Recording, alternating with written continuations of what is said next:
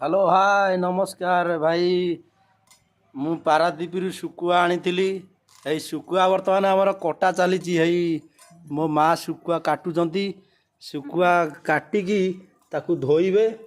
ଧୋଇକି ହଳଦୀ ପକେଇବେ, ଆଉ ଚିନି ପକେଇବେ, ଆଉ ଘଣା ତେଲ, ହେଇ ଦେଖିପାରୁଛ ଘଣା ତେଲ, ଘଣା ସୋରିଷ ତେଲ, ଏ ତେଲ ପକେଇବେ, ଗୋଳେଇକି ତାପରେ ଶୁଖେଇବେ।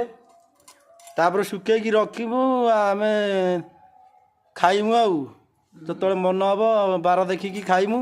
ଆଉ ଏଇଟା କି ଶୁଖୁଆ ଟିକେ ଦେଖନ୍ତୁ, ଏଇଟା କି ଶୁଖୁଆ? ଏଇଟା କ'ଣ ବୋରେଇ ଶୁଖୁଆ। ଏଇଟା ତୋଡ଼ି ଶୁଖୁଆ। ଏଇଟା ତୋଡ଼ି ଶୁଖୁଆ। ଏଇ ଶୁଖୁଆ ଏନା କଟା ଚାଲିଛି। ଏରା ସବୁ ମାନେ ଲୁଣି ଶୁଖୁଆ ଉପରେ ଆଇଟମ୍।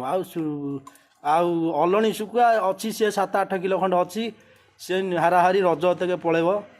ସେ ଅଛି ସବୁ ଲାଟିନ୍ ଘର ଅଛି ସେ ଶୁଖୁଆ। ଆଉ ଏ ଶୁଖୁଆ ହେଇ ବର୍ତ୍ତମାନ ଚାଲିଛି, କାମ ଚାଲିଛି। ଏ ଲୁଣି ଶୁଖୁଆଟା ଅଧିକ ଦିନ ସେମିତି ରହିଲେ ଖରାପ ହେଇଯିବ ବୋଲିକି ତାକୁ କାଟିକି ଧୋଇକି ଶୁଖେଇ ଦେମୁ।